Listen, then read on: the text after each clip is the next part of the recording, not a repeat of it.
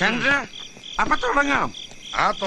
എന്താണ് ഡൽഹി സന്ദർശനവുമായിട്ട് ബന്ധപ്പെട്ട് മിനിസ്ട്രി ആശാവർക്കർമാരുടെ ചർച്ച എന്നുള്ള നിലയിലാണ് പറഞ്ഞത്. പക്ഷേ ആരോട് പറഞ്ഞു? അങ്ങനെ നിങ്ങൾ രാവിലെ ഏഷ്യാനെറ്റ് ന്യൂസ് ചെയ്യുന്നത് എന്താ? ഞാൻ പോയില്ല, അപ്പൊ എന്താ കൊടുത്തത് തലേന്ന് രാത്രിയാണെന്ന് കണ്ടുപിടിക്കാനല്ലേ? അത് നിങ്ങൾ കണ്ടുപിടിക്കും കേട്ടോ, അത് കണ്ടുപിടിച്ചോളൂ. അതെനിക്ക് നിങ്ങളോട് പറയേണ്ട ആവശ്യമില്ലല്ലോ, ഞാൻ പറഞ്ഞിട്ടുണ്ട് കേട്ടോ. നിങ്ങൾ അതങ്ങ് വിശ്വസിച്ചോളൂ കേട്ടോ. നിങ്ങളിപ്പോ അതല്ലേ വരുത്തി തീർക്കാൻ ശ്രമിക്കുന്ന ഏഷ്യാനെറ്റ് ന്യൂസ് അതങ്ങ് വരുത്തി തീർക്കാൻ ശ്രമിക്കൂ കേട്ടോ. അല്ല, നിങ്ങളല്ലേ പറയുന്നത് കേന്ദ്രമന്ത്രിയുടെ ഓഫീസ് പറഞ്ഞു എന്ന്, അത് നിങ്ങളങ്ങ് വരുത്തി തീർത്തോളൂ. ശക്തമായിട്ട് കുറച്ച് ഉപദേശം തരാൻ പോവാ.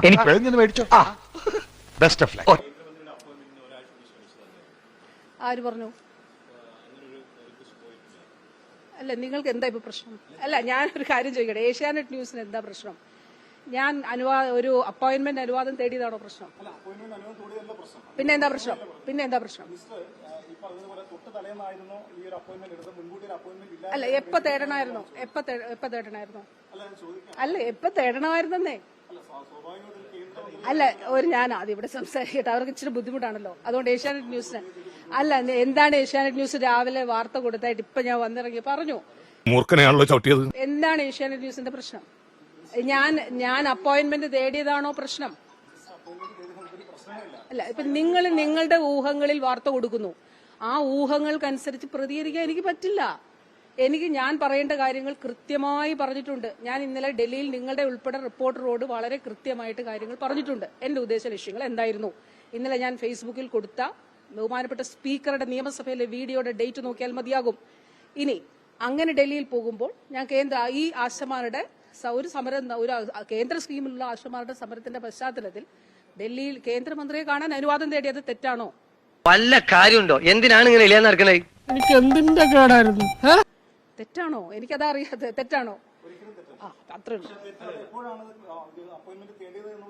അല്ല, അതിന്റെ ഔചിത്യം എന്താണ്?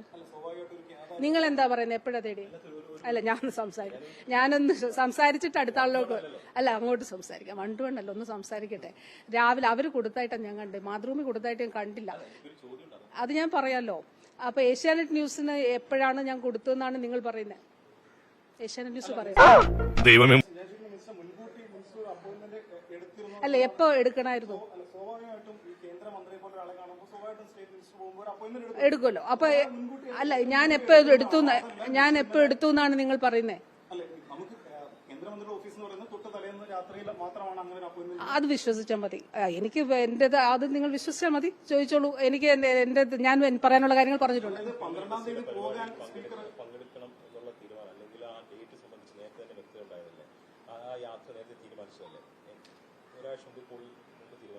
അപ്പോ ഞാൻ 6 മാസം മുൻപ് കേന്ദ്രമന്ത്രിയെ കണ്ടപ്പോൾ മാതൃഭൂമിയുടേതും ഉൾപ്പെടെയുള്ള ചാനലുകൾ ഡൽഹിയിൽ നിന്ന് എന്റെ ബൈറ്റ് റിപ്പോർട്ട് ചെയ്തിട്ടുണ്ട്. ഇപ്പോൾ യൂട്യൂബിൽ കിടപ്പുണ്ട്. ഞാൻ ഞാൻ പറയട്ടെ,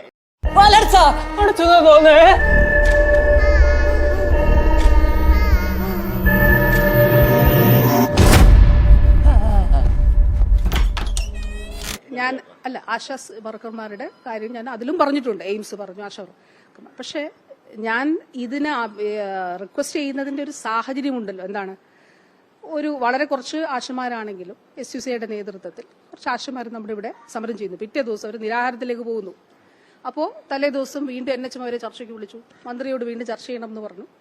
അപ്പോൾ ആ അതിന്റെ അടിസ്ഥാനത്തിൽ ഇവർ വീണ്ടും ഈ സമരം തുടരുന്നതും പിന്നെ ഒരു നിരാഹാര സമരത്തിലേക്ക് പോകുന്ന സാഹചര്യത്തിൽ ഒരു കേന്ദ്ര സ്കീം ആണല്ലോ ഡൽഹിയിൽ പോകുമ്പോൾ സ്വാഭാവികമായിട്ടും. അപ്പം 12-ാം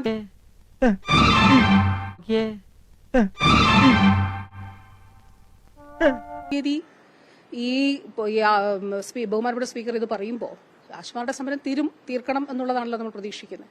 അപ്പൊ തീരാതെ മുന്നോട്ട് പോകുന്നൊരു സാഹചര്യത്തിലാണ് തലേ ദിവസം വീണ്ടും ആശമാരുടെ ചർച്ചയിലും ഈ കാര്യം പറഞ്ഞിരുന്നു. NHMന്റെ ചർച്ചയുടെ അതിനുശേഷമാണ് ഞാനുമായിട്ട് ചർച്ച നടത്തിയത്.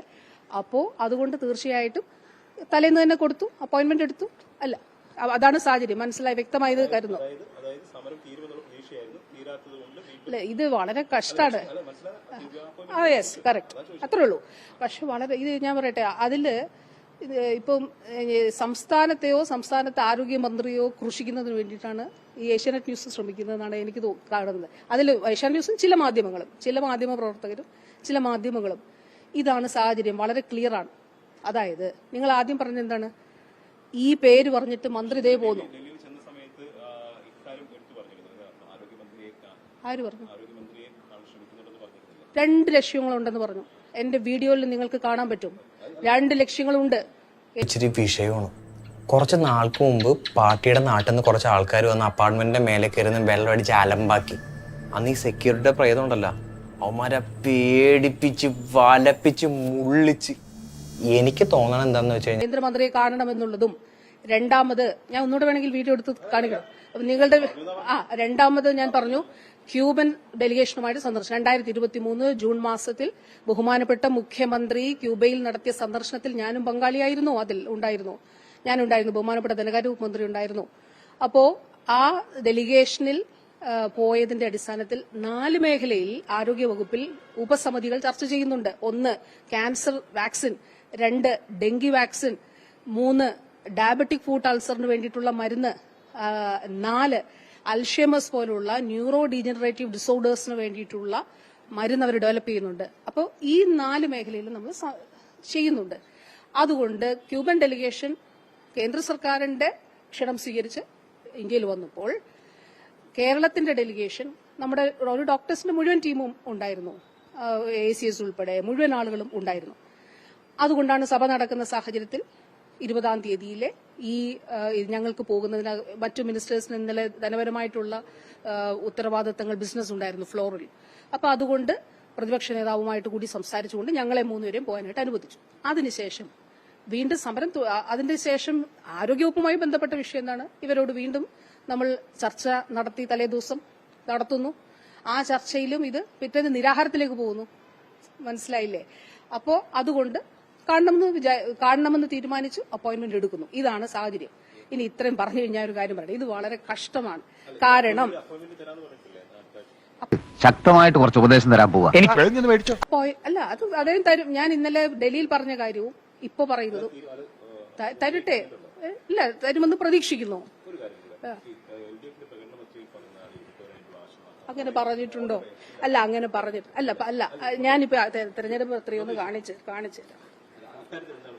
അല്ല, ആൾക്കാര് ഇതൊന്ന് വായിച്ചു നോക്കിക്കാട്ടെ, ഒന്ന് വായിച്ചു നോക്കണം എന്നാണ് എനിക്ക് പറയാനുള്ളത്. ഇതൊന്ന് വായിച്ചു നോക്കിയിട്ടേ പ്രകടന പത്രികയിൽ പറഞ്ഞ കാര്യം എന്താണെന്ന് അങ്ങൊന്ന് വായിച്ചു നോക്കണം.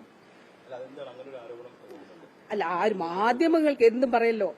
കേരളത്തിലെ ചില മാധ്യമങ്ങൾ, ഞാൻ ഇന്നലെ ഈ പ്രശ്നം ഉണ്ടാകാൻ കാരണം എന്താ, ഡൽഹിയില് വ്യാജ വാർത്താക്കുറിപ്പ് കൊടുത്തതിനെ കുറിച്ച് അവരെന്നെ ഓർമ്മിച്ചു, ഞാനത് പറഞ്ഞു. ഇതൊന്ന് വായിച്ചു നോക്കിയാട്ടെ.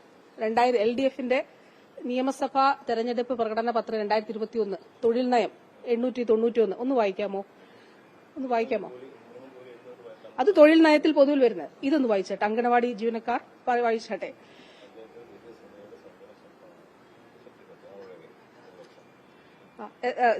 പറഞ്ഞാട്ടെ ഒന്ന്. വ്യാപാര വികാസ്, ഇത് നമ്മുടെ നീലമുത്തൂറ്റല്ലേ? എടാ അപ്പൊ നീ കണ്ടിട്ടുണ്ട്. എടാ നമ്മുടെ ഷാരൂഖ് ഖാൻ വഴിയിലൊക്കെ നീല ബോർഡിൽ ഇങ്ങനെ പിടിച്ചിരിക്കുന്നില്ലേ? ഇത് ട്രേഡ് അല്ല, ഇത് ഞാൻ പ്രകടന പത്രിക പറഞ്ഞേ. അല്ല, ഇത് ക്ലിയർ ചെയ്യാൻ പറയാം. അല്ലെന്നേ, പ്രകടന പത്രിക നിങ്ങൾ 2021 കണ്ടതല്ലേ? അതിപ്പോഴും ഇങ്ങനെ പറയുന്ന കാര്യം ഞാൻ പ്രകടന പത്രികയിൽ പറഞ്ഞത് LDF ചെയ്തു തന്നെയാ പോകുന്നത്. ഇനി പ്രകടന പത്രിക പറഞ്ഞത് കേന്ദ്ര വർക്കേഴ്സിന്റെ ഓണറേറിയം വർദ്ധിപ്പിക്കും, കാലോചിതമായി വർദ്ധിപ്പിച്ചിട്ടുണ്ട്. ഈ സമീപനം തുടർന്നിട്ടുണ്ട് ഈ സർക്കാരിന്റെ കാലത്തൊന്നും. അല്ല, അങ്ങ് തന്നെ ഇതൊന്നും എടുത്ത് വായിക്കോ. അല്ല പറഞ്ഞ പോരല്ലോ, വാർത്ത സത്യം അന്വേഷിച്ച് കണ്ടുപിടിക്കണം, അങ്ങ് വായിക്കണം. പിന്നെ ഒരു കാര്യം കൂടെ പറയട്ടെ. ഇപ്പൊ എന്നെ നിങ്ങൾ കാത്തുന്നത് എന്താണ്? എപ്പോഴാണ് ഞാൻ അപ്പോയിന്റ്മെന്റിന് കത്ത് കൊടുത്തതെന്ന് ചോദിക്കാൻ വേണ്ടിയിട്ടാണ് ഏഷ്യാനെറ്റ് ന്യൂസ് റിപ്പോർട്ടർ എന്നോട് അങ്ങനെയാണ് ചോദിച്ചത്. അപ്പൊ ഇന്ന് രാവിലെ നിങ്ങൾ കൊടുത്തായിട്ട് ഞാൻ കാണുന്നത് മന്ത്രി പറഞ്ഞത് പച്ചക്കള്ളം. നിങ്ങൾ ജന്മഭൂമി വാർത്ത കൊടുത്തു എന്നാണ് ഞാൻ കരുതുന്നത്. ജന്മഭൂമിയുടെ വാർത്തയ്ക്കകത്ത് ഇന്നലെയുടെ ടൈം ലൈനിൽ കിടക്കുന്നത് ആ ജന്മഭൂമി വാർത്തയ്ക്കകത്ത് അതിന്റെ തലേ ദിവസം കൊടുത്തു എന്നുള്ളതാണ്, അല്ലേ? നീ എവിടെ പരിപാടി അവതരിപ്പിച്ചാലും ഇത് തന്നെയാണല്ലോ അതിന്റെ വിധി. അപ്പോ ഇന്നലെ കൈരളിയുടെ റിപ്പോർട്ട് എന്നോട് ചോദിച്ചു, കൊടുത്തതിന്റെ അപ്പോയിന്റ്മെന്റ് ലെറ്റർ ഉണ്ടോ? അതിന്റെ അന്നേരം തന്നെ ഞാനത് കൊടുത്തിരുന്നു. അപ്പൊ ഈ ഒരു അപ്പോയിന്റ്മെന്റ് എടുത്ത സാഹചര്യവും കേന്ദ്രമന്ത്രിയോട് പറയും എന്നുള്ള പറഞ്ഞതും വളരെ വ്യക്തമാണ്. പക്ഷേ അതിന്റെ പേരിൽ അല്ലെങ്കിൽ അങ്ങനെ ഒരു അപ്പോയിന്റ്മെന്റ് തേടിയത് കുറ്റകരമാണ്, ആ അപ്പോയിന്റ്മെന്റ് തേടിയതിനകത്ത് പ്രശ്നമുണ്ട് എന്ന് വരുത്തി തീർക്കാൻ ശ്രമിക്കുന്നത് വളരെ മോശമായിട്ടുള്ളൊരു കാര്യമാണ്.